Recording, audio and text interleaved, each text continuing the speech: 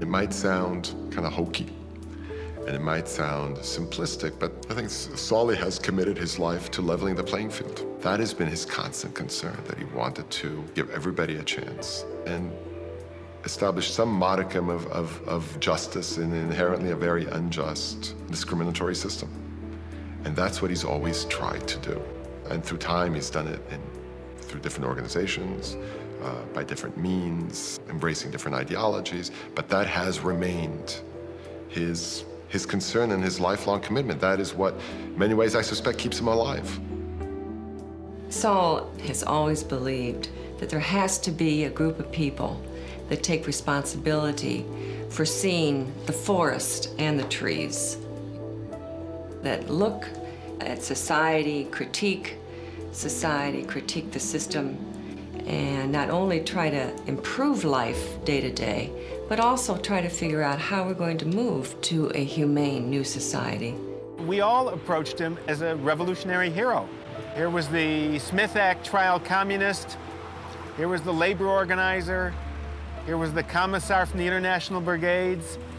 And now, here he was retired, staying alive as a revolutionary, never having given in to the system, supporting the revolutionary side of ourselves, saying, you are right to rebel.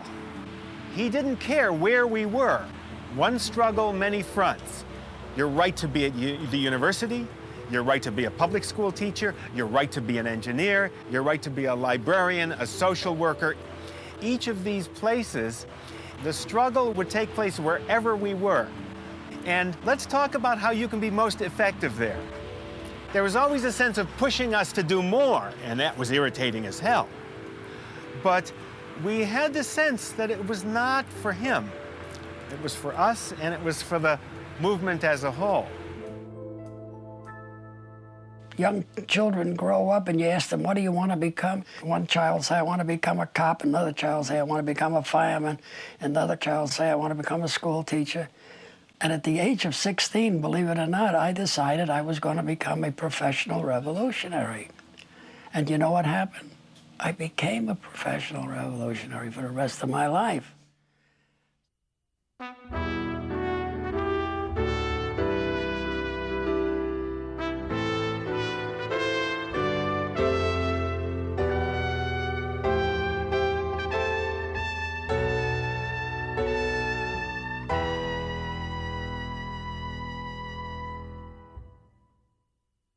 Saul was born in 1913. He was raised in the Williamsburg section of Brooklyn in the middle of a vibrant Jewish community.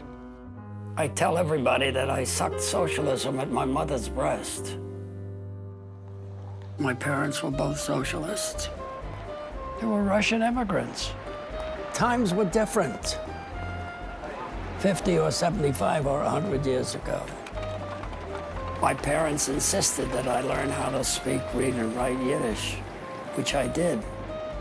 There's a large Jewish language newspaper which has a socialist orientation, the Jewish Forward.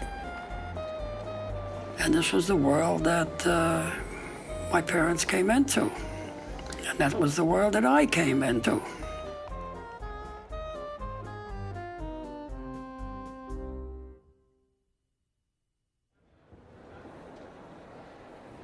When I was 14 years old, my mother took me to hear a man by the name of Eugene Victor Debs, the leading socialist in the United States. When my mother took me to hear him, it was in an auditorium of 20,000 people. It did a lot of things to me, including inspire me. The economic crisis breaks out in 1929. 5,000 banks shut their doors to depositors now in greatest need of their savings. It's the most severe economic crisis that capitalism had ever been subjected to. Millions of Americans, men, women, and children, wait in the cold. 1 out of 3 people were out of work.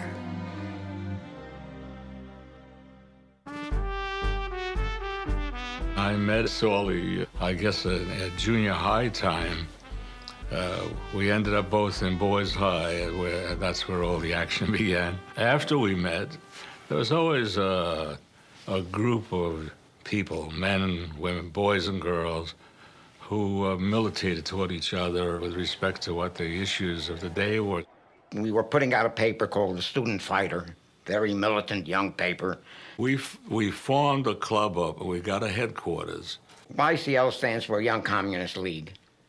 And it's really a mirror image of the Communist Party, except maybe 5 years younger. Communist Party of 1930 was not what the Communist Party then became later on.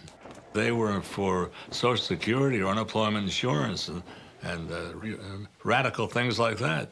We helped out at the welfare. At that time it was not called welfare, it was called home relief. And we many times forced our way into the home relief offices with some people whose furniture was on the street and who had to do something about, who needed a check or a voucher or something to get food or get a van to take our furniture, which is on the street, get it away. We did things of community services of that nature, and there was an awful lot of that. The thing I remember is there was a demonstration of the unemployed.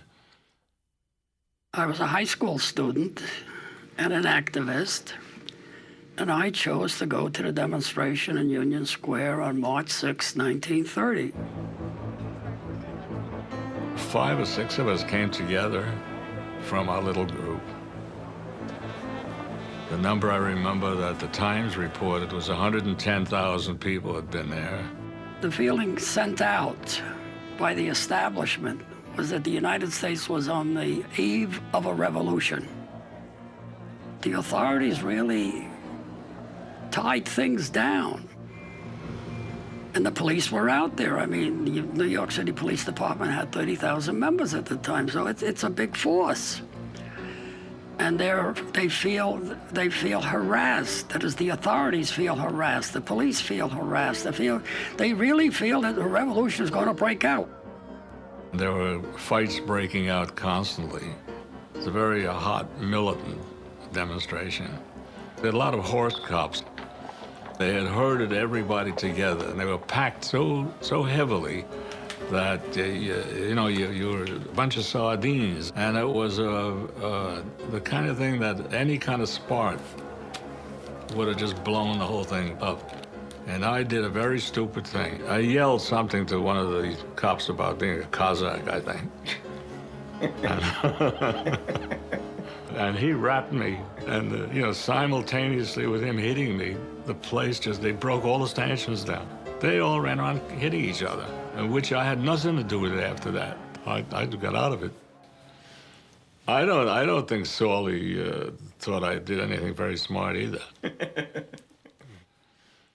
The city authorities immediately concluded that everybody that in any manner, shape, or form who was identified with March 6th demonstration on that day was a person that had to be pursued. So what the school authorities did is that they kept a list. They had a special list put together of everybody who didn't show up for school that day.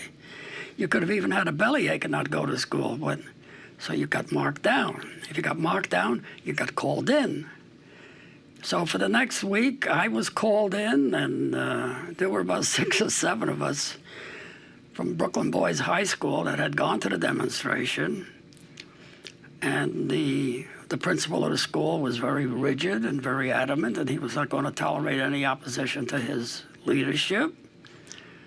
Off with their head, And so their first response was to expel me.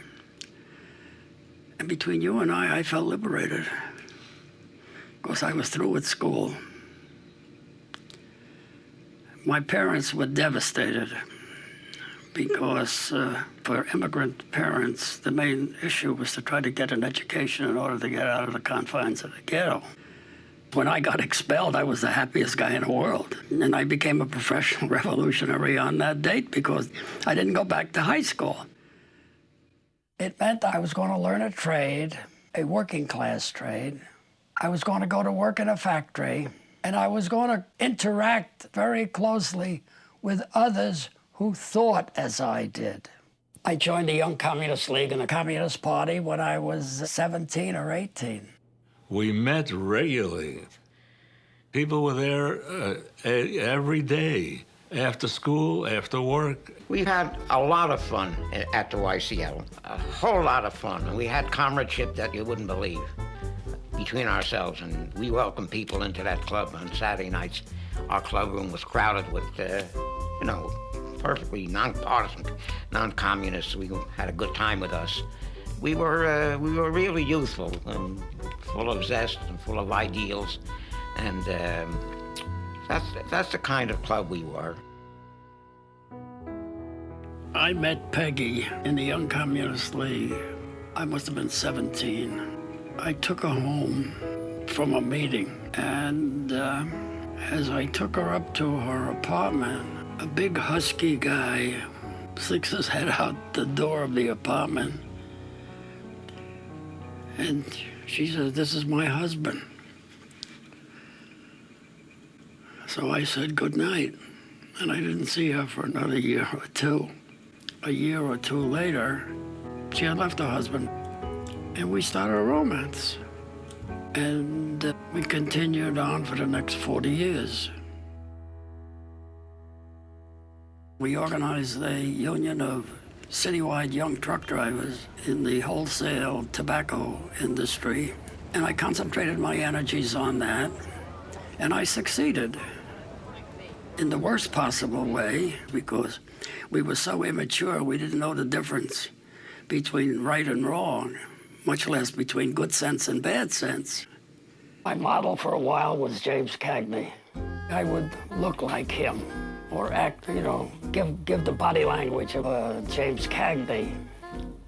But that wasn't real. At a certain point, I entered into an alliance with the gangsters. The guys in the union were pushing me to do that.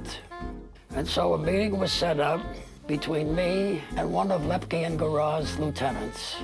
And it was a real tableau of what you would see in a movie. Guerrillas are hanging around. Their presence is very obvious.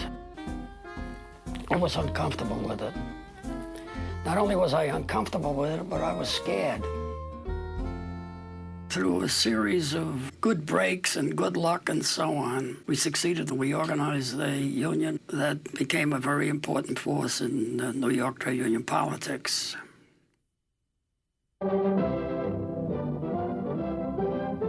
And then Spain came along.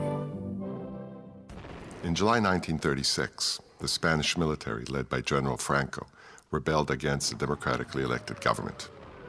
While the Spanish fascists were supported by Hitler and Mussolini, the Western democracies declared neutrality and refused to aid the Spanish Republic.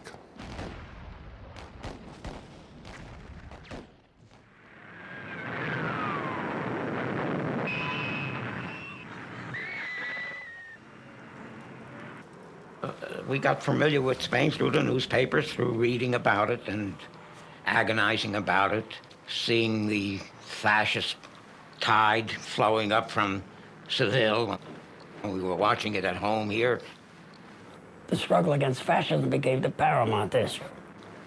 There was always discussions about Spain. We were always involved in collecting money, medical supplies, and so on. And when I heard that somebody went to Spain, I thought that was, I couldn't understand what that all was meant. And how do you get to Spain? Many of us hadn't been to the Bronx yet. The Young Communist League became the vehicle for getting to Spain.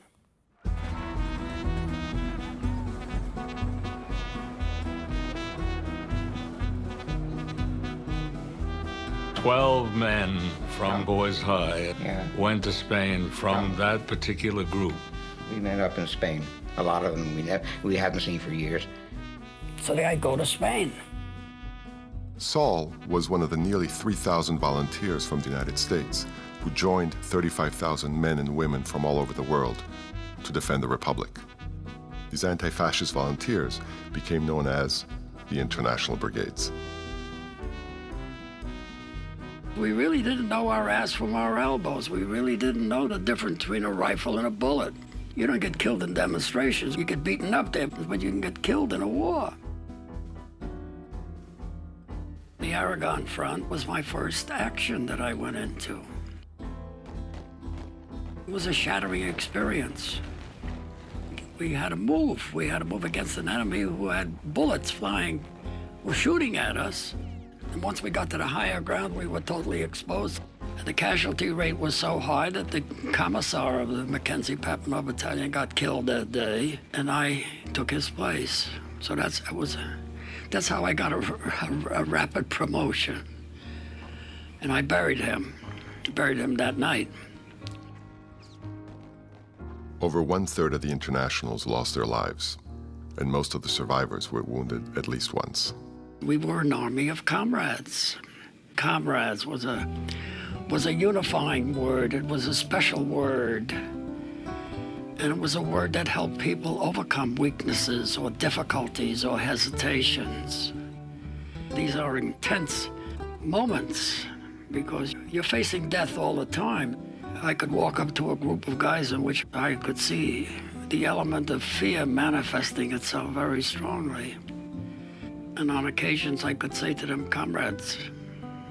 And I found that the use of that word very calming. I got shot in the heavy muscle of my left leg. One of those wounds which a soldier dreams about getting. And I ended up in a beautiful hospital in Catalonia. We used to sit on the balcony in this little hospital and talk once in a while. He talked about anti-Semitism and pogroms. And what he said was, if I remember correctly, I know how to handle a machine gun and no one is going to make any pogrom on me. He was a very nice young man.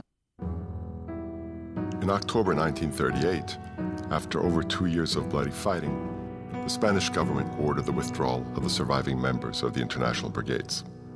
Its hope was that the gesture would press Italy and Germany to remove their troops as well. But the fascist countries ignored the withdrawal. A few months later, General Franco's troops captured Madrid and brought the Republic to an end.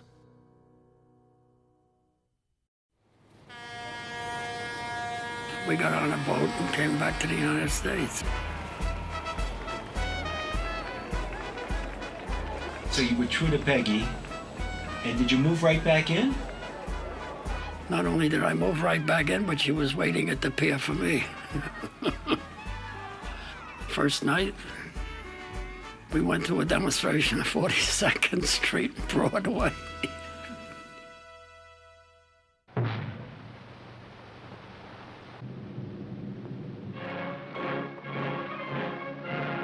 As the vets had predicted, Spain turned out to be the prelude to World War II. Neither did the Munich Agreement prevent the war, nor did the Nazi-Soviet Pact shield the Soviet Union. When the United States entered the war, 400 U.S. vets of the international brigades enlisted in their continued fight against fascism. The very first paperwork that's given to you coming into the Army is what's called Form 20. My last employer was the New York State Committee of the Communist Party. And when the examining officer read that, his eyes went out of his head.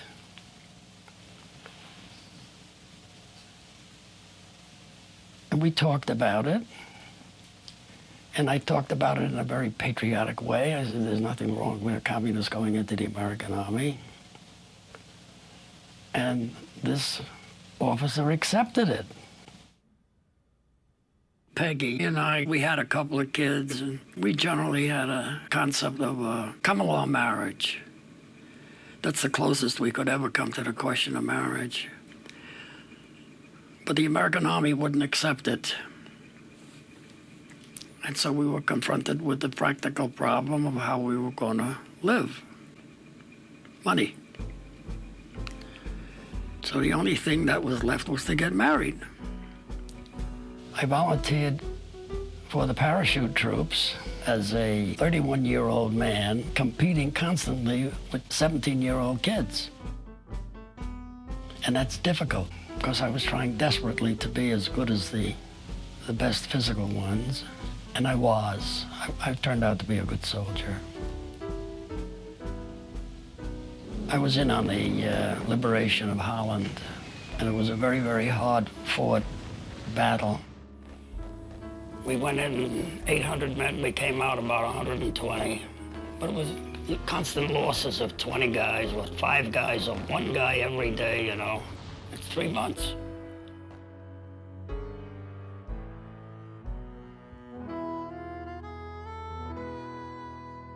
Drove through Antwerp, and that's where I began to see the first Jewish refugees. I walked up to them, because I had never seen them before. And we talked, and we began to exchange items. So one of them handed me this Jewish Star of David, which he had on his uniform, but which he had taken off. And I said, "Would you give that to me?" And he said, "Yes."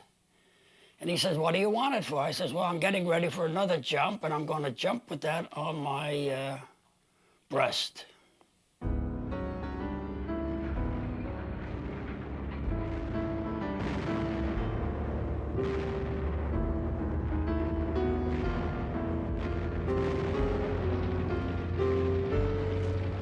The day before Christmas, I was wounded. In the squad that I was in of 7 or 8 soldiers, everyone was killed except me. And I ended up with a piece of shrapnel in my heart. At that moment when I was captured, I wasn't processed, I wasn't this and that and the other thing. I was put into a line of vehicles that were headed back to Germany, and I was laying on a stretcher. And confusion is going on, and the Germans are burning everything that they can't take back with them to Germany. And there's a lot of running around going on. And one of the vehicles was caught on fire, and it had ammunition in it, and there was gunfire going off. And it was a fixation with me that I must not be taken captive, because I had in the back of the mind that there was a special list that Saul Wellman's name was on in Germany. I got another guy that was laying with me on the stretcher to roll off onto the ground. We couldn't walk, we couldn't really move, because I had already had a chest wound. And we were not far from the road, which had hanging vines and boughs and so on and so forth. So it was easy to hide. We rolled off, we got into one of the ditches, and the convoy begins to leave without Saul Wellman. And I laid there all night, couldn't move. I could see what was going on because the countryside was aflame. I think I began to hallucinate, in which I'm carrying on a conversation with my mother. She's saying to me in Yiddish, "Salkele von das wirst euch herauskriegen." Saul, from this you will also get out. And it was a comforting thought.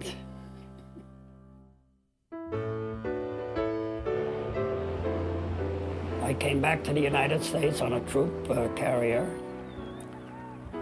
It took me 4 or 5 months to recover. And I was already beginning to make connections with the Communist Party, to come back into the ranks. I was still wearing a uniform. I appeared at party meetings with a uniform on. But that's what was the character of things at the time.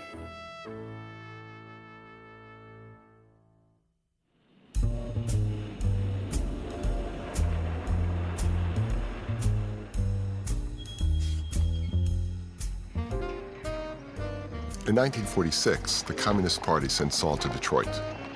World War II had transformed Detroit into a booming industrial metropolis. Its giant factories were now home to some of the nation's largest and most powerful unions. Saul's mission was to play a role in these labor organizations, to recruit and organize party members. My first memory is discussions about auto with him. He was in charge of the work in auto for the party throughout the country. He was somewhat didactic, authoritative, but charming. I mean, all mixed up together. The Ford River Rouge plant employed 100,000 workers, and it had 18 different factories. They were called buildings. Each one of them were different operations. When I come on the scene in '46, there's an open, legal, functioning union. And at that time, the union has 100,000 members. It's gigantic. It was the largest local union in the world. The Communist Party had a lot of members in the union. We ran 2 offices. We had 3 full-time people.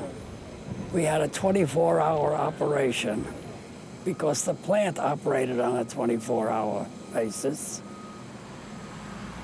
And there was a lot of activity that we had to conduct, selling the Daily Worker, selling books, selling this, having classes, having meetings, 24 hours a day. There used to be a gigantic number of stairways that led over the parking lot to this place here. And so at 4 o'clock in the afternoon, when there was shift change, there were tens of thousands of workers.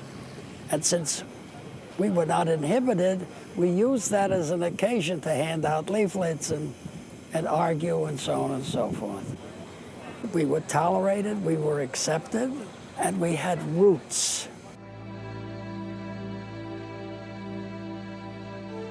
With the coming of the Cold War, communists were labeled a threat to the very survival of the United States. The anti-communist campaign of the 1940s and 50s was the worst episode of political repression in U.S. history. Communism in reality is not a political party. It is a way of life, an evil and malignant way of life. The Department of Justice and J. Edgar Hoover's FBI were now actively prosecuting communists under a law known as the Smith Act.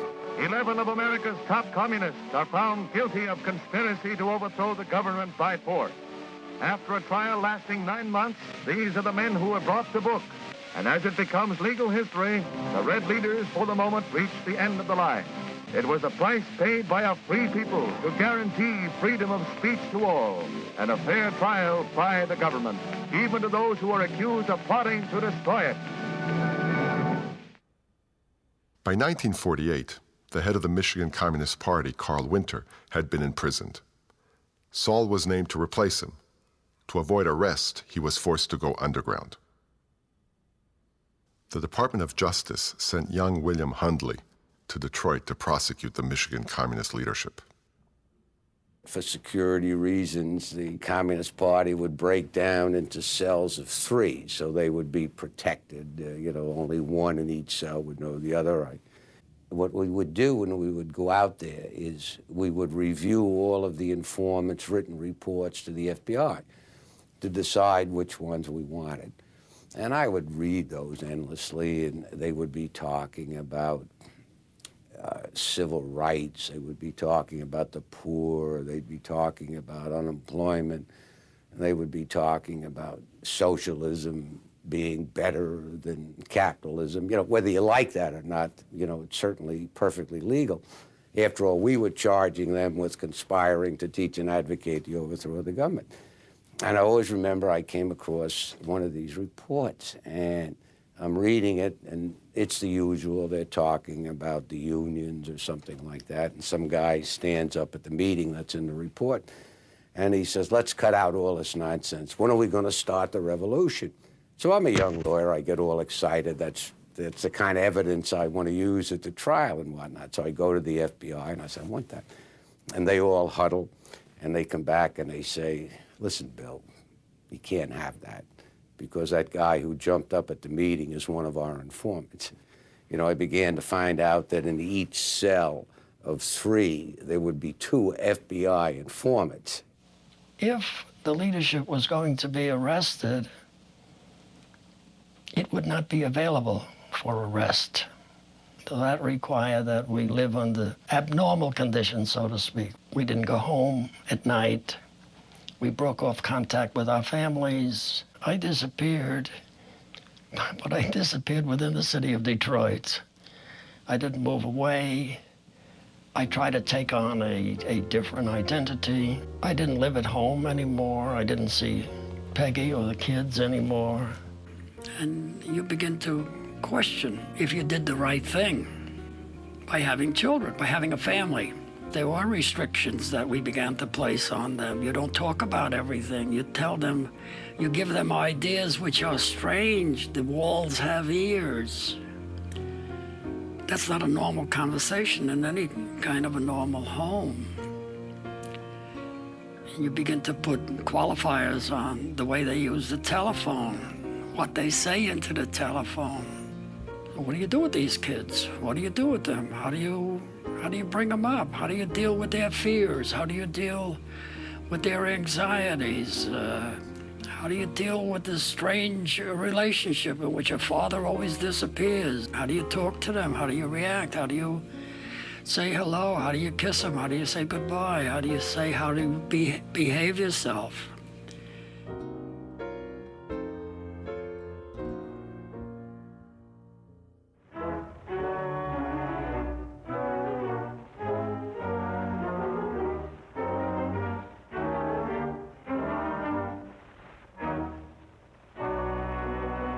I remember the day I was arrested in Detroit. 10 cars. There were 5 FBI agents in every one of the cars. That's 50 people. Suddenly grabbed me, and they caught me by surprise because I didn't expect them to arrest me that day. And I'm not a brave man.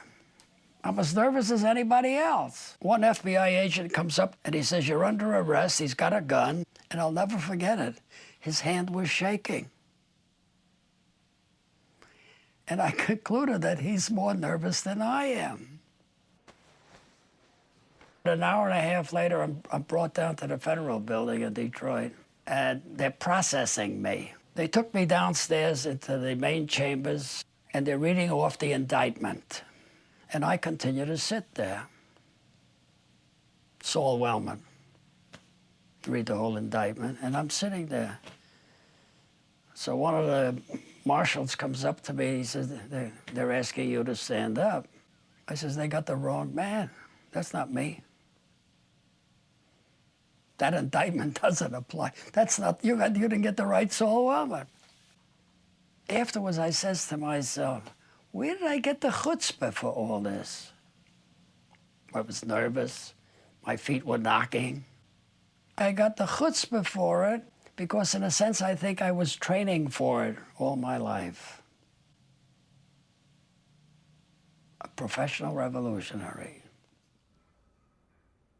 Under the Smith Act, Saul and 5 other leaders of the Michigan Communist Party were charged with conspiracy to teach and advocate the overthrow of the government by violent means.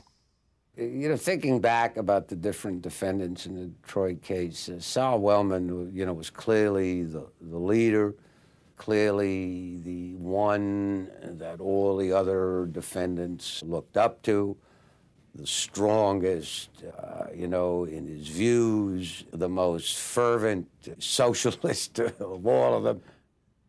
On a number of occasions when I would get up to speak, I would proclaim my communism, my fealty to communism, and how proud I was to be a communist. And every time I did that, Judge Picard would call me into his office in the back. And he would say, I don't understand you, Mr. Wellman. Every time you open up your mouth and you say, I'm proud to be a communist, you get a conviction. So I says, well, that's an occupational problem. You've got to understand, in those days, once these fellows admitted that they were functionaries in the Communist Party, they were convicted. It may be hard for people to understand that today, but the ball game was over once they admitted that. You know, there was something eerie about the whole thing. Some of the informants were, you know, rather unsavory. There's no doubt about that. You know, we had a couple in that trial that it turned out that not only were they FBI informants, They were informants for the Ford Motor Company on the Union and whatnot. Now, in a normal case, that probably would have killed the prosecution. On one day, we succeeded in putting the man in charge of labor relations on the stand to testify. And the next day, the entire leadership of Ford Local 600 comes into the courtroom. It must have been about 35, 40 people. And now we have succeeded in bringing the issue of our trial and the spying of the Ford Motor Company over many years onto the public arena. P.S. It didn't help us. On February 16th, 1954, after only 6 hours of deliberation, the jury found Saul and the other Communist Party leaders guilty. I didn't expect to be acquitted, but I knew that not because I was smarter than anybody else. I knew that because that was the reality of the courtroom. Going to trial in that atmosphere, they had about as much chance as a snowball in hell. I am not proud of the fact that I was the prosecutor in those cases. After the Detroit cases, I say, I've made up my mind. I'm never going to try another one. I'm going to get out of this field. I'm not going to do this anymore. I realized that they were about as much of a clear and present danger as my late grandmother. Yeah, none. I'm sorry. I'm sorry any of these people, ever had to go through this. Yeah. Saul, I'm sorry I prosecuted. I'm sorry you had to go through that. I'm not sure I ever totally agreed with your views, but they certainly didn't deserve to be prosecuted and you to spend time in jail. Saul was sentenced to 4.5 years in prison. Jail for me was another part of an experience in my life. There were 5 of us in jail in Milan. We were in Milan for about 4 or 5 months. And since we had nothing to do, the time was on our hands. And to avoid it becoming heavy, we organized it. We used that 4 or 5 months to evaluate the trial and our conduct in the trial and how we performed and so on and so forth. Saul and the other defendants appealed their convictions and after 6 months were set free on bail. During this period, Saul's daughter was honored for her patriotism. When Vicky was 12 years old, the Free Press runs an article on her as the child of the town Red, who's been nominated for a Citizenship Award. And the Citizenship Award comes from the American Legion, no less.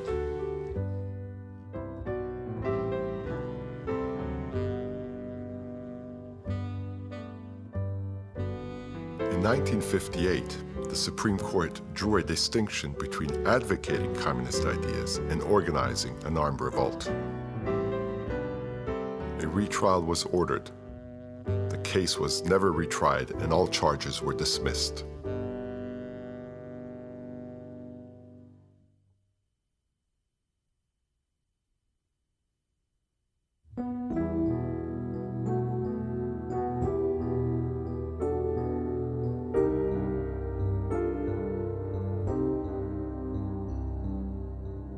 I was at a meeting of the National Committee of the Communist Party. It was April 30th, 1956. We had been told that there was going to be a special evening session, that we were not to bring any paper or pencil, we were not to take it down, we were simply to sit and listen. When the session started, a then young man by the name of Leon Wosi, who was the head of the, I think, Labor Youth League, stood up and he said, we had received a document from the British Communist Party, and I'm now going to read it to you. And what he started reading what became known as the Revelations from Nikita Sergeyevich Khrushchev, his speech to the 20th Congress of the Communist Party of the Soviet Union. And it became a tale of horrors upon horrors upon horrors. He sat there totally immobilized in this large auditorium, listening to descriptions of the torture, of the brutality, of the inhumanity of the regime that you had been brought up to respect as representing a more humane society than anything you'd known. And you listen to the descriptions of Stalin's treatment of his co-workers, of the murder of the old Bolsheviks, the ones who had led the revolution in 1917. And the horror of it still is present today. The tears kept rolling down. I couldn't talk to anyone. And finally, when it ended, I got up and I made a dash for the door. And I left without saying anything to anyone. After Khrushchev's speech, after the Red Army's invasion of Hungary, thousands of communists left the party. Saul concluded that the communist movement was no longer relevant to U.S. society. So he too left. You know, the Khrushchev revelations were very, very profound. It was amongst the first steps that were to produce my break with the Communist Party. After I left the party, I found myself in a mood of despair and hopelessness and isolation.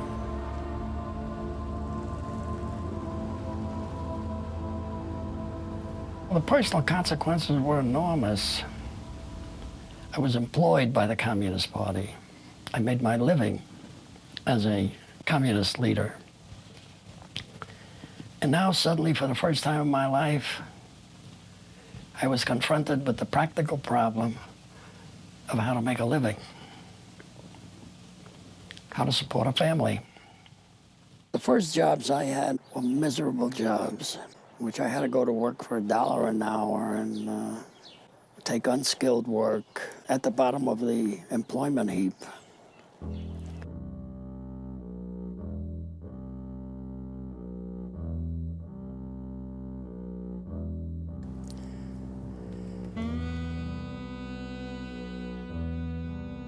This interview is a very sad one for me, because in 1999, I'm coming back to look at the Saffron Printing Company, in which I spent 10 exciting years, 10 important years of my life, and it's totally demolished.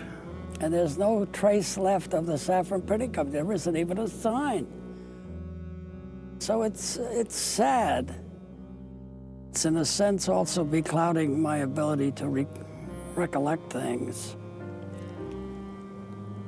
because those things that would trigger my memory have also been wiped out. They're only in my memory, which is becoming more distant and distant and distant.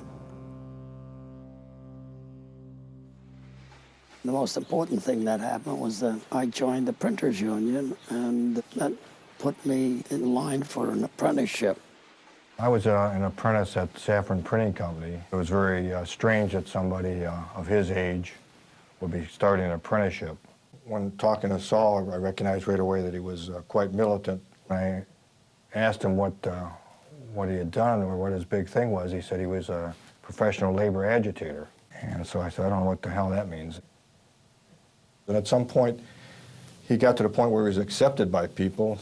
Even they knew he was radical, and I think most of them assumed he was a communist or former communist, that they knew he was not going to sell them out to the company. The Saffron Printing Company was the largest commercial printer in the Middle West. It had over 600 workers. There's a whole transition going on in our industry, really, from the skilled trade, elite type people to becoming more of an industrial type of unions with a lot of semi-skilled and unskilled people. So the whole makeup of the union had been changing. How do you cut back a workforce that had become redundant? There was a big strike we had in 1970, and that was quite a confrontation because we had to shut down the plant. The strike was a hard one and a difficult one. I was up day and night with no sleep or anything. When you get into a strike struggle, you don't know how it's going to end. Saul did his thing with keeping the guys together, and I went over to the picket line to help out. And then at a certain point, the company decided to move trucks off the docks and onto the highways. And I knew we had to stop them. And my form of militant was to lay down in front of the trucks, hoping that I would inspire others to follow.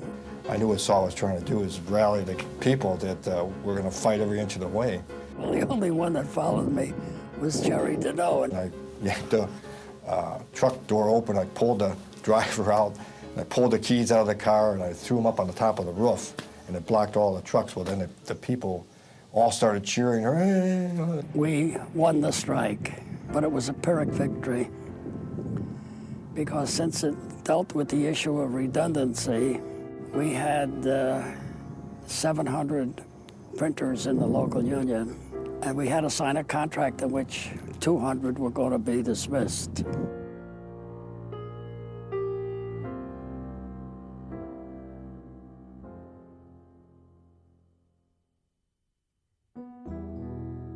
Saul's life did not end with his decision to leave the Communist Party. His decision was in many ways part of his political development. His principles, his ideals, his long-term objectives really didn't change. I was a union printer who gets paid well. Peggy was the senior business agent at one of the largest local unions in Detroit. She was well established. She got paid well, as union officials get paid. So we came to the conclusion that we didn't need two salaries like that, that I would become a volunteer, full-time professional revolutionary again.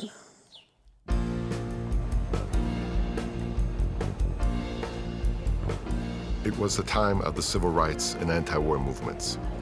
Saul now faced a new challenge: how to become relevant to these young activists.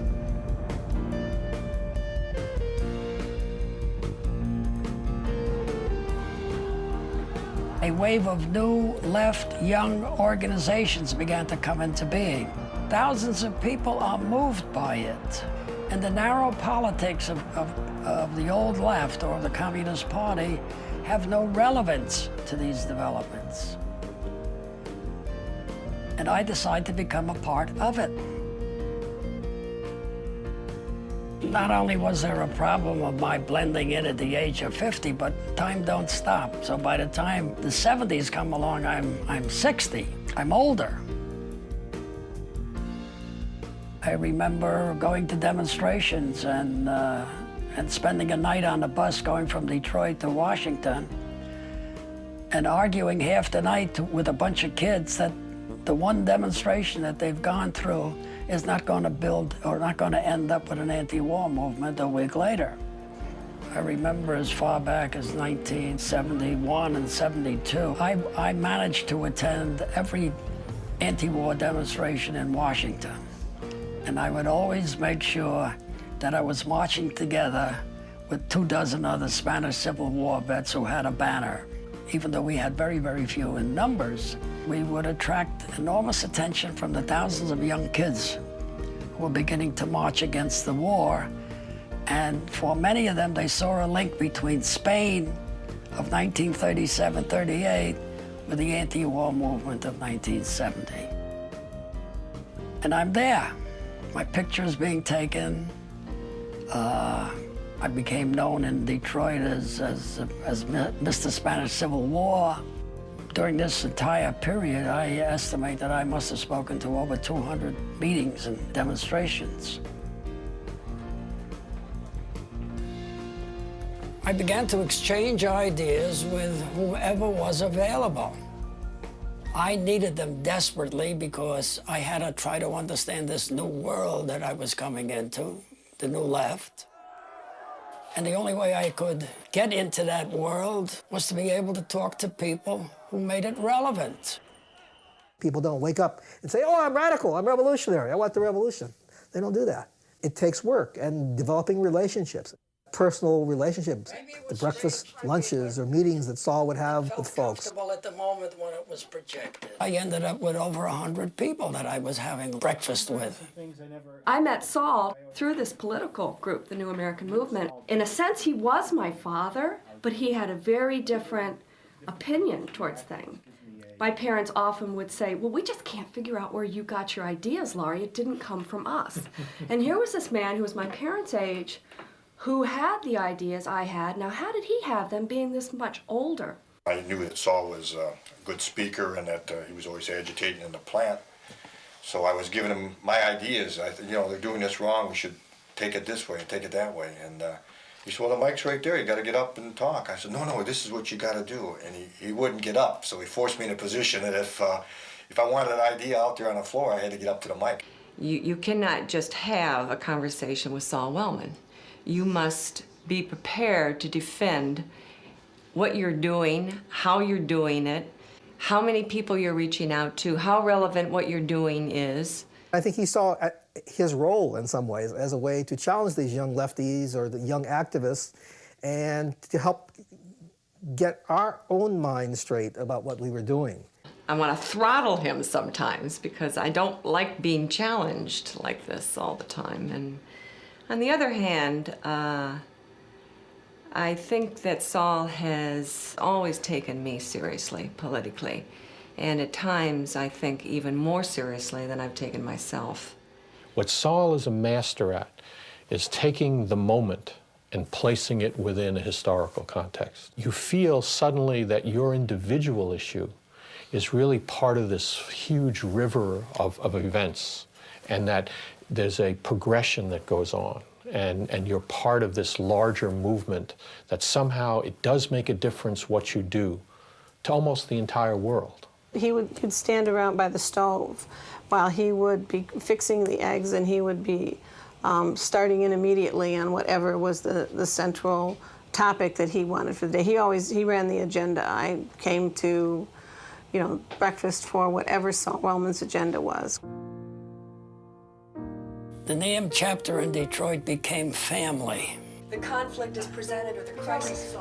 And that's what made it a very human experience, a very human group. A little bit about that.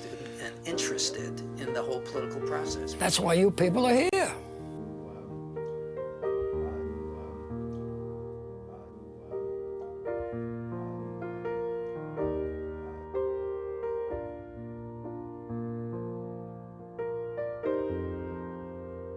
I became involved, together with a number of others, in a campaign for a very prominent Detroiter who succeeded in breaking through and getting elected to the city council, a man by the name of Kenneth Cockrell. Ken had affection for Saul. I mean, he respected Saul a great deal because he came from that whole intellectual tradition that was an important part of Ken's own development as a leader on the left. Saul was part of the initial set of ideas, sort of setting the stage and sort of looking at, well, the issues, can this be done? What should the campaign represent and stand for? We were doing things together, and it was effective. We were doing things together because the experience was a brand new one. I was learning just as well as they were learning. Ken Cockrell was elected to the city council in 1977. Saul's legacy is that he had a lot of influence. He was like a Johnny Appleseed, dropping seeds to a lot of very different people in Detroit.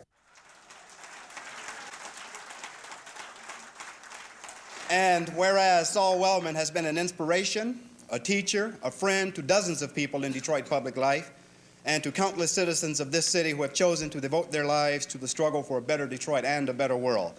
Now, therefore, be it resolved that the Detroit City Council joins with the community gathered here tonight to honor Saul Wellman's outstanding and long-term contributions to Detroit and its working people and to the cause of social justice, peace, and equality.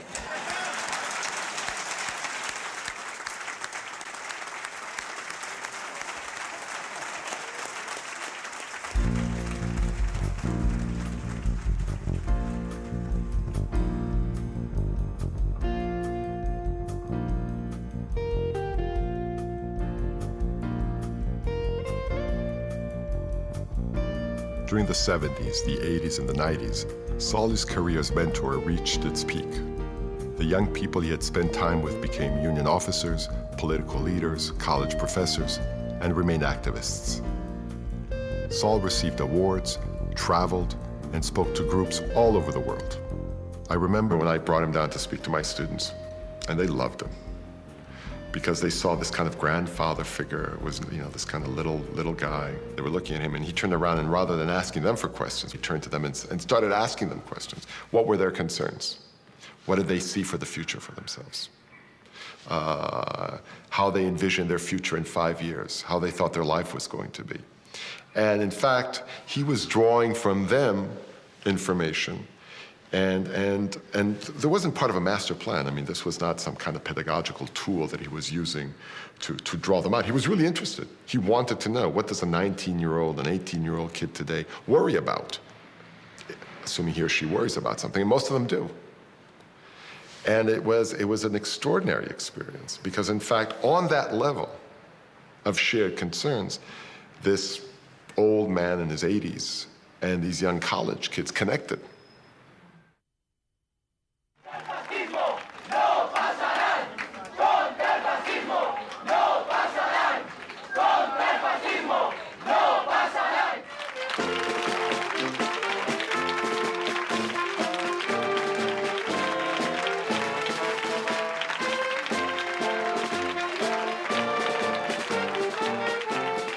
A year before we went back, one of the left political parties had decided to circularize a petition to all political parties in Spain to grant citizenship to those foreigners who had fought in the International Brigade. And lo and behold, from every quarter, all the political parties voted to grant citizenship to those foreigners who fought in the Spanish Civil War.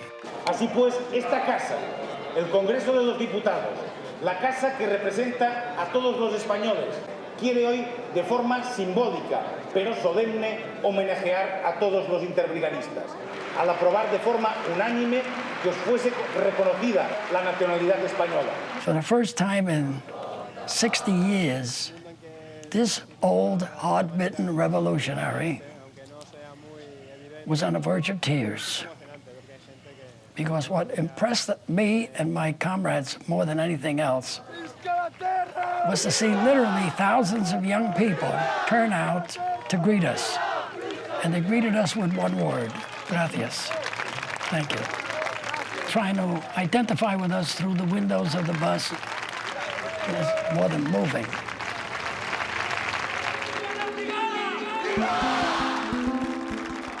And then to put the cherry on the apple pie, when I came into Alicante, which is a town on the Mediterranean, I was the only vet that appeared.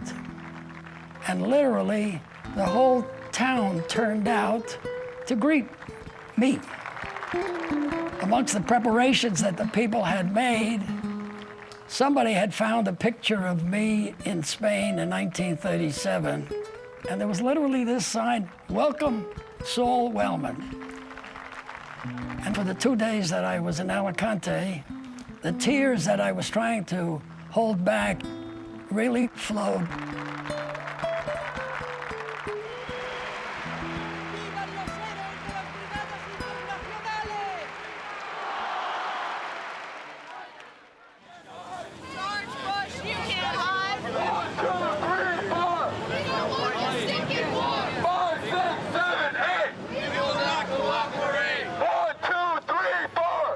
The worst thing we face in trying to deal with human problems is passivity.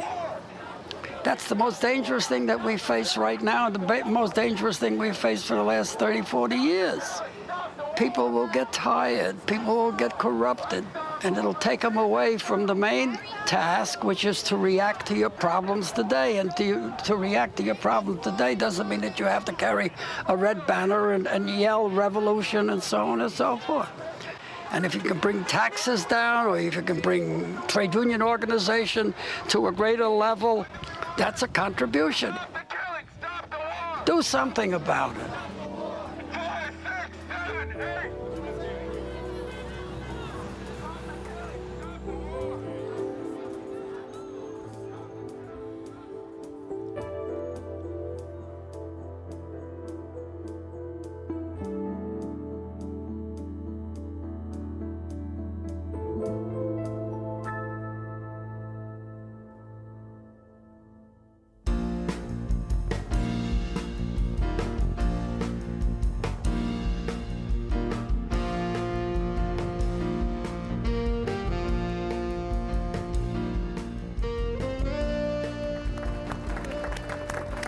from outlaw Saul to an honored person here.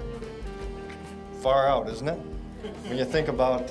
I'm glad you're honoring me before I die.